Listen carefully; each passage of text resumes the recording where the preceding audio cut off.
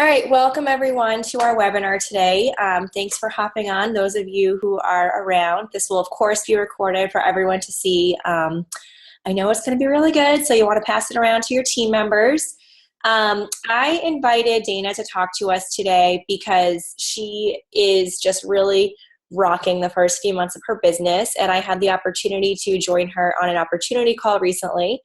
And she just really impressed me with her business knowledge. And something I try to instill upon my new team members is that this is really a business if you want it to be, and hopefully you do.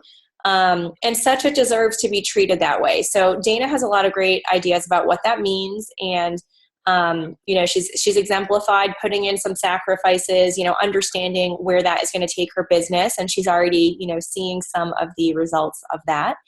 And she's just really organized and wonderful and has a lot to share. So I'm going to turn it over to Dana. All right, thank you. I appreciate it. I'm excited to do this. I think, connecting with our team members is a great way to stay motivated. So I'm thrilled to be able to offer any knowledge that I have.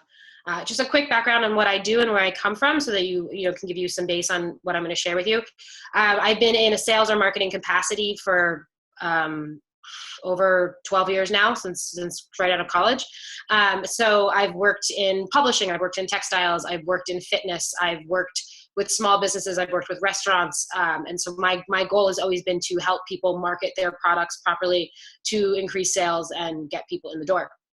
I started working with LuLaRoe. I started my boutique because I wanted a business that was going to give me flexibility with my family and the ability to earn money quickly, really, is why I did this. I was consulting on my own, bringing in my own clients, and I just wasn't getting satisfaction out of it. I didn't really enjoy it, and I was dragging my feet, and I didn't really want anyone else to have control over my finances. I felt, I had clients that were dropping me. If they had a problem, the marketing was one of the first things that would go, or they'd cut back on the contract, and I just felt that I had no control over the financial stability of my career. So when LuLaRoe popped up in my Facebook feed, I looked at it and I spoke to Kara and I did some math, and I decided that this business really made sense to me because if you put in the time and the effort, you really can turn a profit quickly.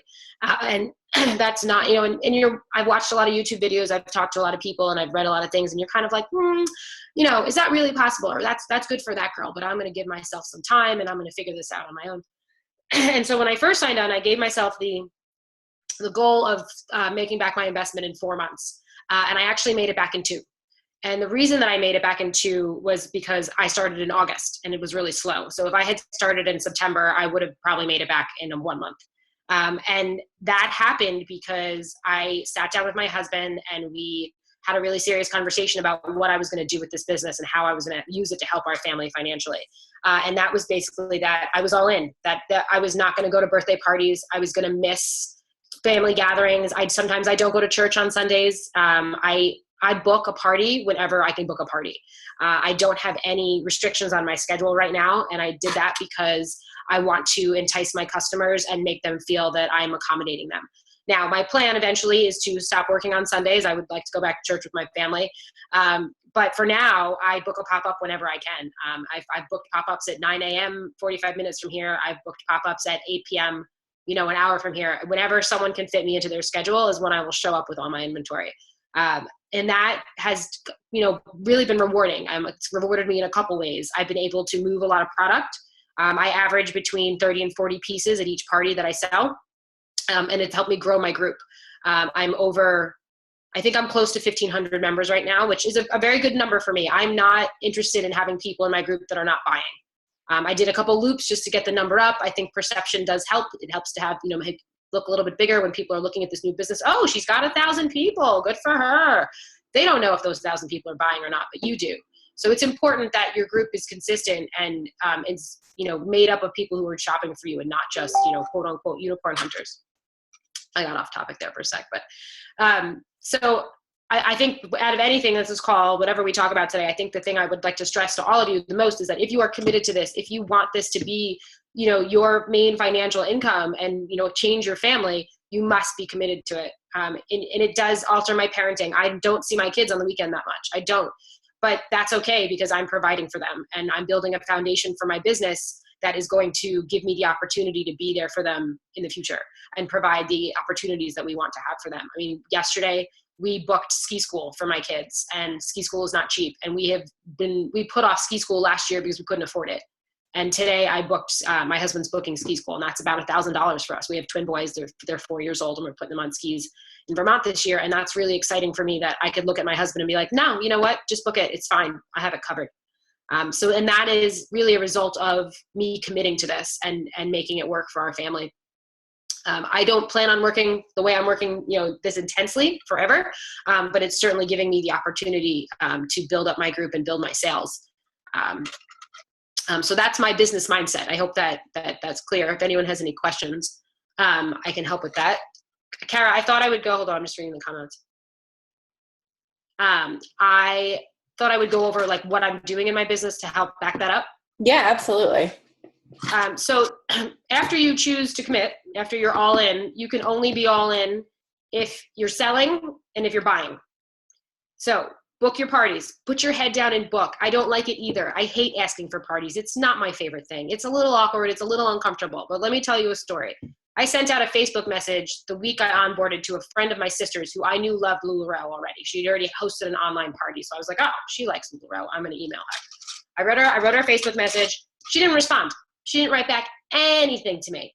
And I went, all right, whatever, not my problem. Good for her, maybe she'll call me later on. I have a party with her in 2 weeks because she wanted to have one around the holidays. She reached out to me. I had said nothing to her. She doesn't really interact in my group. She doesn't like my posts. She hasn't bought anything from me. But I'm hosting a party with her because 3 months ago in August, I asked. So that matters. And whether you like it or not, it matters. You have to do it. Trust me, it is my least favorite part of this business. If I could sit in my house and take photographs and make marketing materials and, sort my inventory all day long, I'd do it. But that's not going to get me anywhere because no one's going to be buying it. So you have to book. So you know what, since you just mentioned something about what you said you really like taking photos and making marketing images and all that, and like if we could do that all day and we could sell online, we would, but like, what do you think it is that requires us to do more than that? And you're really, really good at it too. So what requires you to do more than that is your relationship sales, especially as this company grows. Brand awareness is amazing, but there are more of us. And so what's going to get people to come back to you is you. And I sell between 18 to maybe 30 pieces on my weekly sale. I sell every Wednesday online, and I put up all my inventory every week. And I sell that about that much. It's okay. It's not great. It's not enough to make this business worthwhile for me. I want to be selling 75 pieces a week. So I can start to make $50,000, $55,000 a year without a team under me. So that matters. And so you can sell online and you can work on that. And one of my goals for early next year when it's a little bit quieter in January is to focus on online marketing, maybe do some Facebook ads, figure out what works on that and how to grow that group then. But for now, especially in this season, in-person sales is where it's at. You can become a great online seller, but that takes time. And the thing that's going to happen for you right now is being in front of people. That's where you're going to sell. Online sales, I have friends that have Amazon stores. I have worked with companies that, are standalone websites. That takes time. Those businesses are not profitable for at least a year, maybe 2 years, if not 3, depending on what their product is. But LuLaRoe consultants can be profitable within 3 to 4 months. That's unheard of in the business world. That doesn't exist anywhere else. So this is an opportunity that you can take. I feel like I'm selling the company to you guys, and you're already doing it. So I think that's where the in-person sales matter. Like you're gonna go. Like my goal for a party. So when I have a party, I'm really working on trying to educate my hostesses. I haven't been great at that. So I just started a Facebook group just for my hostesses. I've been posting tips in there, and they're listening to me, which is amazing. Like my one tip this week was post a picture of yourself and talk about the product, and 3 of them did it. So awesome, thank you. But I had noebody doing that prior. So unless you ask or you tell or you teach, they're not going to do it. I got that tip from someone from Allie Bennett in our group. She does that. I swiped that from her, and that was a great tip. So I need to post more in that group now. But when you're in person, my goal for those parties is everyone believes with something. They have to, I would try to get, even if it's one pair of $23 kid leggings, I want everyone to buy. I'm not pushy. I don't get in people's faces, but I help make outfits. I ask people if they need help. You can kind of read people what they want from you. And then my other big goal for every party is to book another party off that party. I had a party on Sunday and I sold close to 40 items. My hostess got 4 things. I didn't book a party off of that. And so I wasn't disappointed. That was great sales, but I don't consider that a major success for me. I would have preferred to book up another party. It's how you fill your calendar. I had a few people who were kind of interested, so I need to go back, ask the hostess who they were, get their emails, and try to push them. But for me, you're just gonna sell more in person. You just are. I think everyone is. It's just you have to touch and feel the product. So the other thing is, especially for the people who are just starting out, if you're growing, that came from the lunch seat, honey. When you're growing your inventory, when you're online, and let's say you have 5 large Amelias, right? And if you're using a Facebook album, or I use Row With Me, you're looking, you narrow it down to your size, and all it is 5 large Amelias, and you're like, oh, she really doesn't have a lot of stuff. Like, I don't know that I want to shop with her. Her variety is not that big. But you're growing your inventory. When you walk into someone's house with 400 pieces of clothing, they're blown away by that. It looks so much bigger in person than it does online. And so that's the thing where you can really, impress your clients with the variety that you're offering. Yeah. Can I give an example of that too, actually, if you don't mind? Sorry. Like I carry, when I post online, it's usually over 1,500 pieces, depending on what we have in that week, up to 1,800, I think we've had so far. And I did a party about a month ago for this woman that she's been to like 3 or 4 of my parties, because like her daughter-in-law and her daughter-in-law's friends have hosted. So she's been to like 3 or 4 parties, and she shops with me online too sometimes. And when I brought the stuff to her house a month ago, she's like, she said, wow, you bring so much more than you post online. And I was like, actually, it's the other way around. And the difference, I think, is that she was able to, like, first of all, the things just look better in person. Like, so I think it's that they're seeing more that appeals to them than they would when they're looking online. And also when they look online, they tend to like just shoot over to their size maybe. And when they're seeing it all like set up, they're seeing all this wonderful stuff. And perhaps they're going to try on things that are up or down a size from them. So that makes it look like more. And it's just incredible because, so I post like over 1,500 pieces online, but I bring like, I don't know, maybe 800. Like I try to bring like around 8 to 10, maybe like 8 to 10 in each size of the dresses, and like, maybe 10 to 12 in the tops. So it's also really important that you set your inventory numbers to allow you to always have that. Because think about, there's always going to be stuff in transit. So my inventory numbers are actually set to be ordering against like 15 to 18 or even 20 like pieces, so that there's always something coming. Yep. But it takes time. It does take time. And it's funny because I think I'm ordering a lot, and then I'm low again. And I'm like, what's happening? And because it's selling, and the stuff, by the time it gets here, I'm on the East Coast, I'm in New Jersey. So it takes a full week to get out here. I'm really looking forward to that new distribution center. So you have to keep ordering. Order what you sell and bump it up. If you can afford to reinvest, if you can afford to reinvest all the money back in the business, do it. It will help you move faster. I'm close to almost 800 pieces now. And it's been amazing. I have 3 racks, and I just looked at my husband last night, and I was like, we need another one. This isn't working.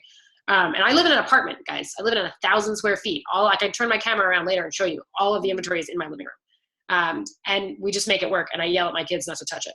So order, after you're booking and after you're getting in people's faces, make sure you're ordering. I committed to the business about 2 weeks ago, and I told myself I'm going to order every other day. And I order 33 pieces every other day. I've missed a little. You went to Inspire, didn't you? I did. Yeah. I went to Inspire. Was Manessa there? Maybe. Did she talk about ordering every other day? Yeah. And she did talk about that. And then also the Lioness group. Yes. She posted about that too. And I was like, all right, that makes sense, because it's a little bit more, not that you're afraid of duplicates, dude, there's a positivity to duplicates, which I will talk about, but you want to have the best variety. And because I have a smaller home, I'm like, all right, I can't have everything. I don't want 175 pieces to show up on my door at once.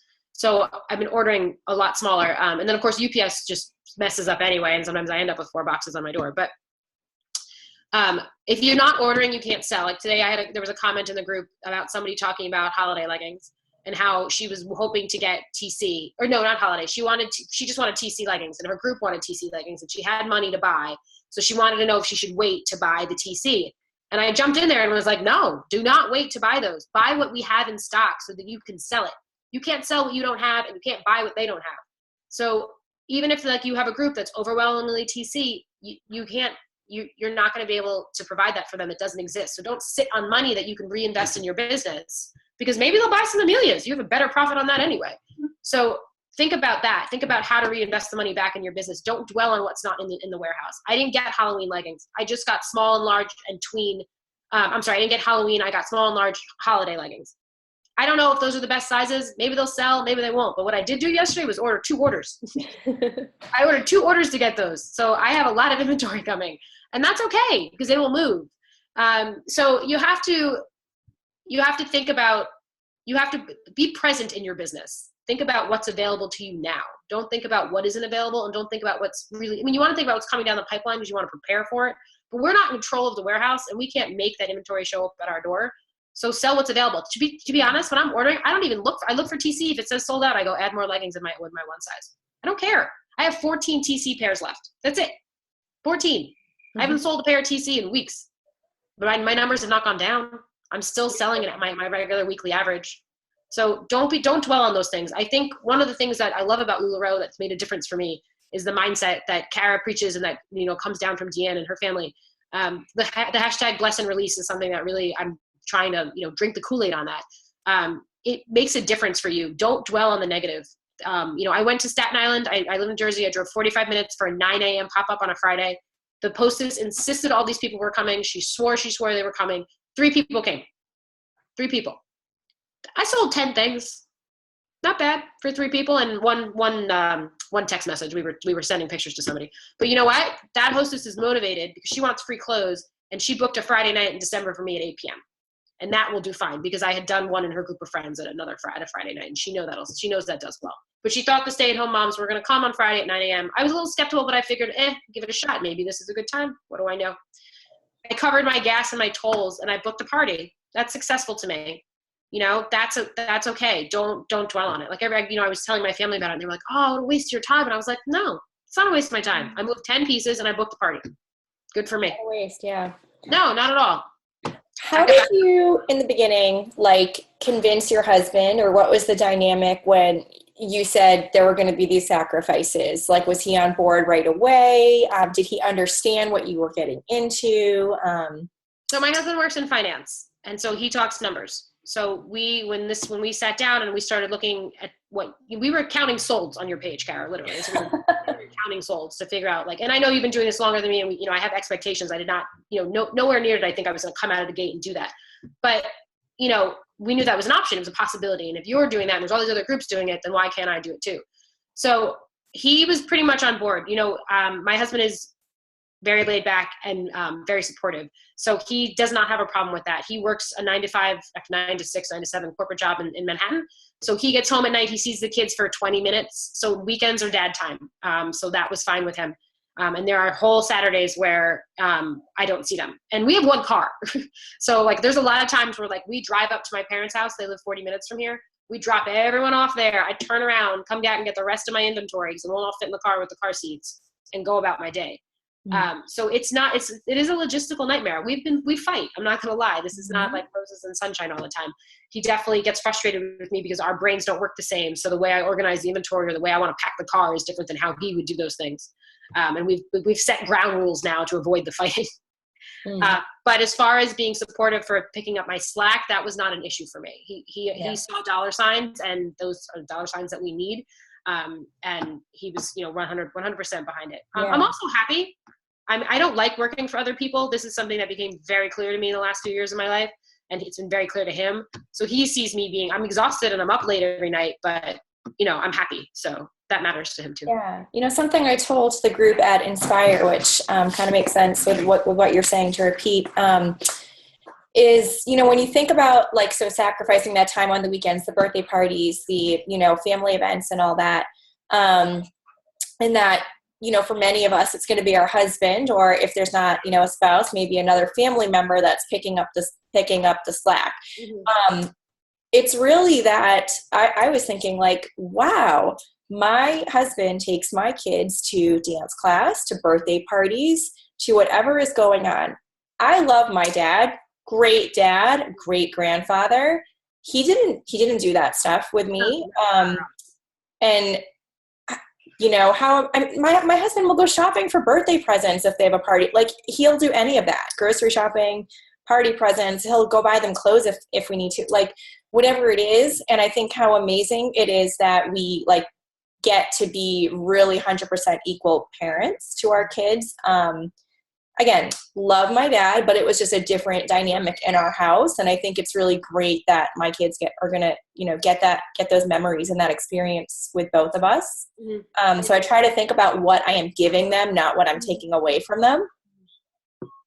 I agree with you. And I think that also, you know, especially when your kids are small, sometimes we don't go to the birthday parties. Like I RSVP no, and my husband will take them. We have a science center nearby. We hang out there all the time. He'll take them there. They'll go to the park. If we, a lot of times it's a car issue for us because we only have one car. So he just can't get there.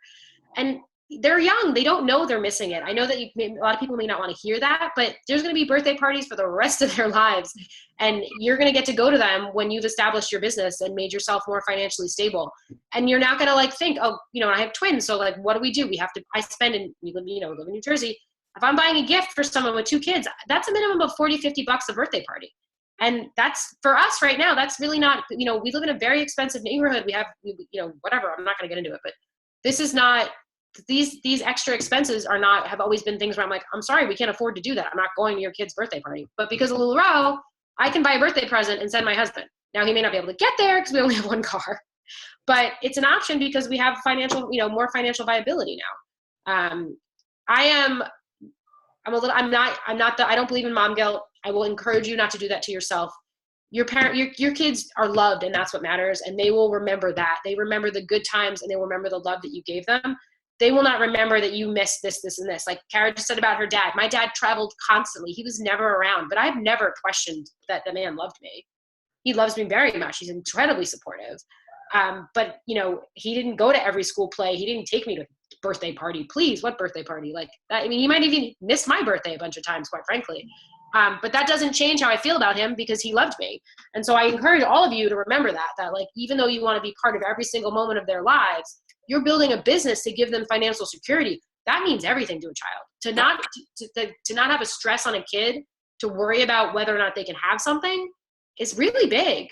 And I think that means a lot to them growing up and understanding that. And I'm thrilled to be able to offer that to my kids. And my dad offered it to me because of how hard he worked. I come from an entrepreneurial family. Everybody on my dad's side of the business, on dad's side of his family, owns their own business, my father included. So I grew up in this world. I grew up talking about business at dinner. I grew up, understanding sacrifices, for the greater good of your family.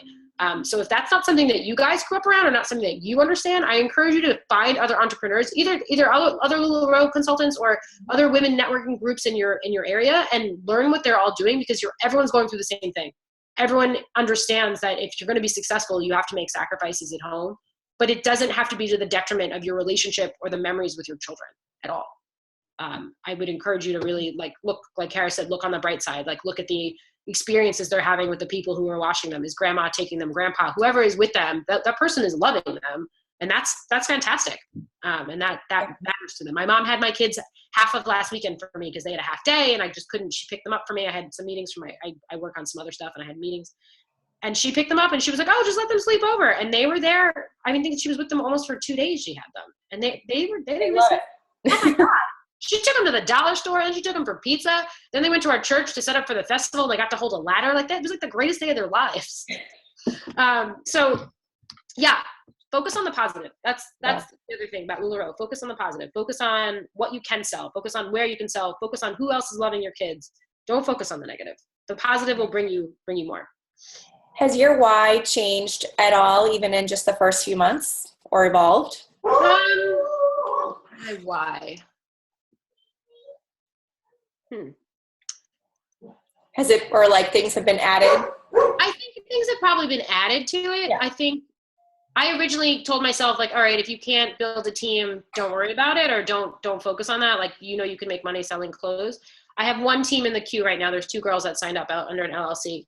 And I forgot how much I enjoy this, helping other people and sharing my knowledge. I always joke that in my marketing life, I don't actually want to do anything, but if you want to pay me to talk to you and tell me how to improve your business, I'll do it for you.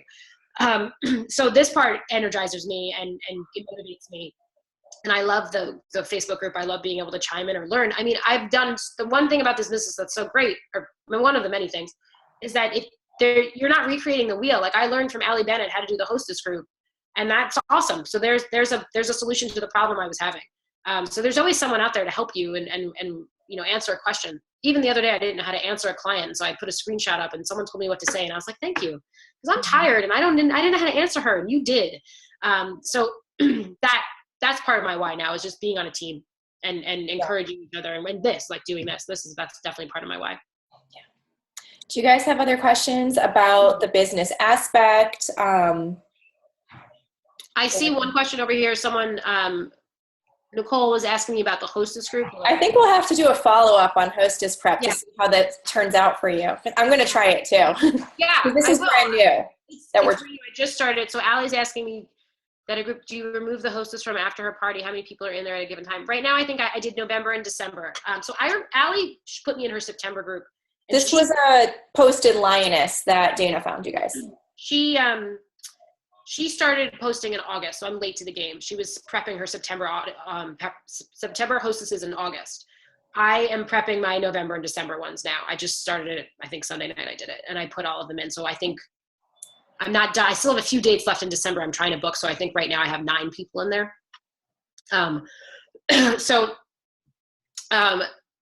It's not a lot of people. The way Allie did it is she put like post step 1, step 2, step 3. So it's like 5 posts that would be put in the group for them to read, and I think she spaced them out a week at a time. I don't have that kind of time right now, so I'm gonna be loading them all up this week, and then I'm gonna plan on tagging people in them so that when somebody's new, if I get a new person in December, I'll be like, here's step 1, start here and find step 2. So that's the way I'm planning on managing the group. If I can get, I'm not so great at planning ahead sometimes, so if I can get myself ahead and I can start motivating the next month's hostesses earlier, I will. But I also think sometimes immediacy helps too in that area. People tend to kind of forget until it's like right in their face. So I don't know. I'll experiment with it. Are downlines allowed in Lioness? Kara, do you want to answer that? Lioness. So that group is, so my sponsor is Amanda Lucero and her sponsor is Jillian Ortner, and that is Jillian's team. And she has started requesting that only, I think, like her first and second lines add people, just because there's like 5,000 people in that group. There is 5. And she has a different leadership. We have a lot of the same resources and Wicked Roar and in, the other, coaches and trainers teams too. So please don't feel like you're missing any important information or anything like that. No, Kara repeats, repeats or adds what, mostly everything that's there. And then I know that I sometimes post stuff that I see that I think other people should see too. So I think you've got yourself covered on that. I wouldn't be too worried about it. But I'm happy to do a little report after this month to see what happens for the hostesses. It may seem like silly to put 8 people in a group, but it's easier to communicate that way too. I found myself sending the same emails over and over, and I just wasn't remembering who I'd already spoken to or what I've told. One of the things that I need to manage better on this is like how I communicate with people. So it's text message, it's Facebook message, it's email, it's Facebook post. And I can't remember where that person told me what they needed, So I figured if I centralized it, it would be a lot easier for me. Yeah. And then also people would recognize that I'm telling everyone the same thing. I want everyone to trust me and to know that I'm providing the same experience for all my hostesses. So that was another place that I could do that. I was thinking another thing, and I know we're kind of veering off into hostess prep, but like you could have you could ask your hostess to report back to the group, like on how. Yes. Yeah. And Allie did some contests for people. I haven't gotten that far, but she definitely put some challenges in the group too. So like whoever sold the most that month got an extra piece. She did a couple things to really move people. I haven't gotten that far, and I don't think I'm going to be able to manage that right now, but I'll certainly try it in the new year. Sometimes you just have to recognize you don't have the time for it. So maybe we can also wrap up with talking about inventory. So do you know like how much you've grown your inventory, what your next step is? So if you're comfortable talking like sales numbers, how much you've sold, Oh, sure. Okay. So I've sold close to 1,000 pieces since August. I started selling, I got my inventory in July, and then we promptly went on vacation. So I consider my start date August 1st. August was low because the summer is very hard. There were not people who wanted to host, but were kind of like, it's summer, nobody's around. So in September, I almost cruise qualified. I sold 11,800 gross. In October, I sold just under 10,000. And it was because I booked less people. I didn't get enough people in October, and I knew that. But still, like, amazing. Oh, thank you. Yeah. I mean, September was your first full month, right? Yes. September was my first full month. I like to call that, and I learned this term from my dad, low-hanging fruit. So for those of you that are out there right now, especially if you're just starting out, you have low-hanging fruit because there are people in your life who love you and want to support you, and they should be having parties for you. Even if you don't live in the same area as your family, do them online, or pack up one weekend and go home and do 3 parties. Like, those are the people that are an easy ask for you. I sent my niece was going to see my cousin out in Staten Island. I sent a pair of leggings with her. I gave her a pair of black TC leggings, and she had kind of heard of LuLaRoe, and she got the black, and she was like, "Ooh, those are hard to get." And so she was like, "Oh, you want to have a party?" I didn't even have to ask her. So low-hanging fruit, guys. Like, this is the time to do it because your friends and your family, your mom, your grandmother, whoever, want to help you, but they're not going to help you if you don't ask. So you have to ask, but those are easy parties to book. And then the goal, again, is to book a party off those parties so that your next month is just as full, and keep after that. I have a little sign that I put up, something, again, I learned from Kara's group from Wicked Roar. It says, book a pop-up, pick a prize. And I made 5 envelopes that have 5 different discounts in them. So if somebody wants to book a pop-up, pick a date, like take your calendar out, find the date with me in that pop-up, then they get to pick a discount off their current order with me. The hostess then gets a 50% off coupon for one item at that party. So then you guarantee that the hostess comes and that she's going to shop.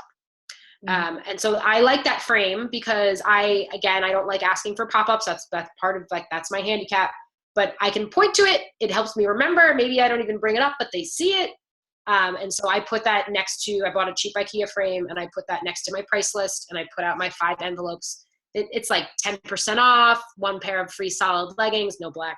Buy 2. The other day, I had a buy 2 get buy 3 buy 2 get the third one at 50% off, I think. And that woman booked a party with me, and she got that coupon, and she'd only picked out one thing. So she went back and bought another, and then got something at 50% off. So not only did I book a pop-up, but I increased my sales. So that sign really helps me. So ordering. So I use Kara's handy dandy spreadsheet of putting in what you currently have, do a stock, count everything, put in your next 3, 4, 5 orders, and then put in the number that you want to aim for. I'm aiming right now for 15 pieces of my super popular items and my popular sizes. So Irma's, classic tees, everything else, I'm aiming for about 10 Amelia's. Julia's, I think, are 10. The kids, I'm trying to stay around 8, although I'm very low on kids right now because I haven't been replenishing them. So that's how I order. We'll be talking about inventory management tonight. Yeah. Another webinar, you guys. Double header. So I order based on what I already sold. So every week I run I sell, my selling days are usually Wednesday through Sunday. Sometimes I'll do a multi on Monday and Tuesday if I remember to get in one. But mostly I sell Wednesday through Sunday. So Sunday night I run my report and I will order my replenishment order. But before that, I've been working on reinvesting the money back in the business, looking at that spreadsheet and seeing what I need to order of. I've also been practicing ordering 5 of everything. I know that that's something that they are considering at home office, that we would have to order 5 of a size and style. Considering, no don't freak out. But date on that. So it's actually really helpful because then you don't have to think. I just hit 5 in the little boxes and call it a day. So as you're replenishing, you order 5, you get less duplicates. So that's how I've been doing my replenishment orders, is 5 at a time. That's how I've been doing my building orders. My replenishment orders, I just order whatever I've sold. And it's a little tricky. I'll be honest. It took me a while to get that hang of that. And I was I'd turn around and I'd have 1 large Amelia left. I'd be like, how the hell did that happen? I thought I ordered them. And then I'd go back and check and be like, oh, did they get back ordered? No, I never even ordered them. So you have to get yourself into a rhythm. It's a little tricky in the beginning, trying to remember what you have. I use Row With Me to visually help me with that. I go and I narrow something down by size and style, and it's like, okay, I can count how many Amelias I have here without having to get off my couch, which I appreciate. So that helps a lot to have visual representation. A word on duplicates, if you give me a second, I talk about that. Duplicates are your friend. This is what you do with duplicates. You give them away. Whenever I give away in my group, if I'm giving away in a Randy, it's a duplicate. I'm not giving you a single. Nobody knows. Mm-hmm. Your duplicate leggings, all those colored ones you get, the solids you don't want, those are your donations. Call the local high school, call the local church, call your local synagogue. They are all having charity events to raise money for their organization. Pack it up in a cellophane bag, get a little hole puncher and put your business card on it. I tie a lollipop on there. I put my little thank you postcard in it that I ship, and I drop it off. That's an easy donation, and you don't even have to think.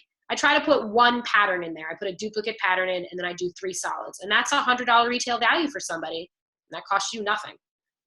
So that's a great opportunity to use those duplicates wisely. I know LuLaRoe preaches handing them out. I haven't quite worked up to that, but that's a great item to hand out to. I did give one to my mail lady, though, the other day because she's really nice to me. So I did wrap them up and put them in the box when I was dropping my stuff off at the post office. So don't be afraid of duplicates. That's what they're there for. If you need to do a swap every now and then, do a swap, sure, but don't focus on them. I have a huge box up. The other day I went and I got Ziploc bags. I put them all in my Ziploc. I'm going to get underbed storage because they're like falling off into my bedroom right now. We need to move. So that's how I use them. I use them for that purpose only. And then every time I sell one, I just put the other one back on the rack and no one knows. I also keep my duplicates. So the other thing you have to know about me is I owned one LuLaRoe shirt when I started this business. The one I bought a Randy from Carrot. And that's when I signed on. So I don't actually own a lot of this. So that's been one of my struggles too, is to build up my own wardrobe so I can take pictures. And so I try to keep my duplicates. If a duplicate comes in that I like, I keep that. And that helps me. I have 3 duplicate and extra small Carly. And you all know how hard it is to get for a long time you couldn't order extra small Carly, especially. They were hard to get. And I still feel like I'm working on the variety in that size. I don't know. I have 3 duplicates. It's like one of the baseball sleeve ones. It's blue with a red sleeve and a red pocket. Yep, I have that one. I don't love it, but I have 3 of them, and I think I'm going to put one in my suitcase for Disney because I need another outfit. It'll be fine, and then I have 2 of them left. So throw a necklace on. No big deal. I can wear it. Yeah. And at least that's good because that's solid. It's not so scary. It's not a print that you can't. And it's like sporty, It's not, because I'm like, well, a lot of my Amelias are like these florals or whatever. Some are dark. I don't want to bring that. I don't know. So yeah, the moral of that story is there is an occasion for every duplicate. There is. And really, when I got my first onboarding package, I got 7 of the same pattern in one of my leggings. So I got 2 pattern leggings actually. Everything else that came was solid, and I had 6 of one and 7 of the other. And I sold every single one of them because people didn't know. I took them to different pop-ups and they just kept selling.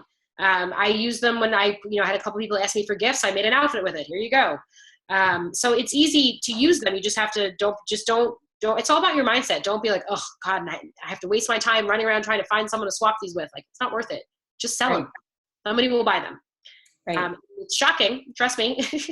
It's shocking, but someone will buy them. I have a friend of the family who is a veteran fashion. He's been in the fashion industry for his entire career. He's in production. And I was telling him about the business the other day, and he could not believe what I was telling him. He does not understand how LuLaRoe keeps 1 million Carlys in stock. He doesn't understand how they ship 600,000 units a day. And that just blew his mind. And he has been in this industry for 30 years.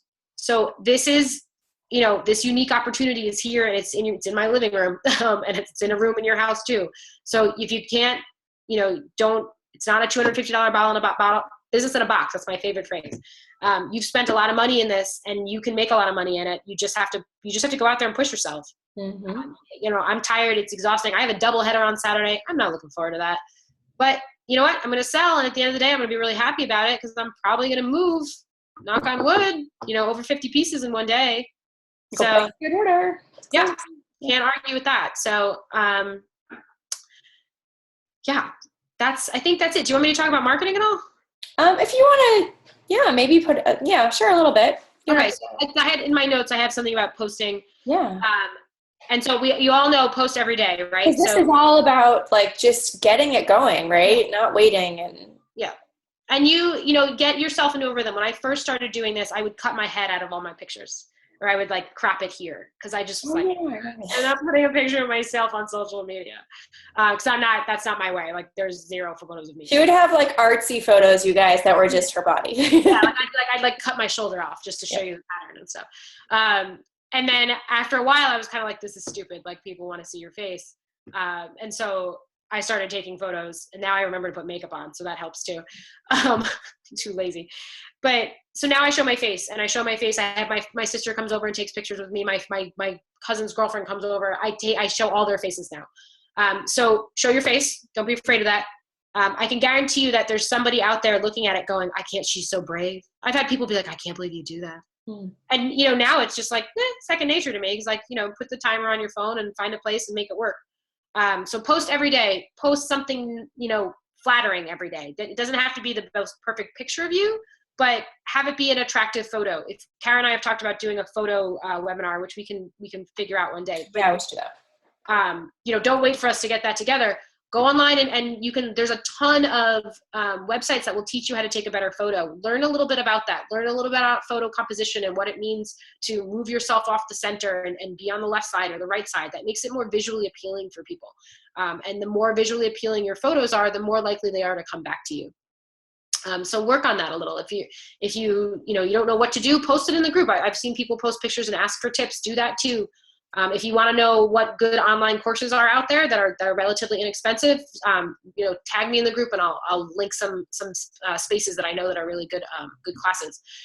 It's worth the $50 to $100 to, it might even be less actually because it's all online. It's worth to do that so that you have the right pictures. Try to do a backlog so you're not scrambling every day. And trust me, I should heed my own advice. Sometimes I'm scrambling. But if you can take, 5 or 10 pictures in one sitting in different outfits, then you'll feel less stress about doing it. Use a social media posting site if you need it. I use Post My Party now.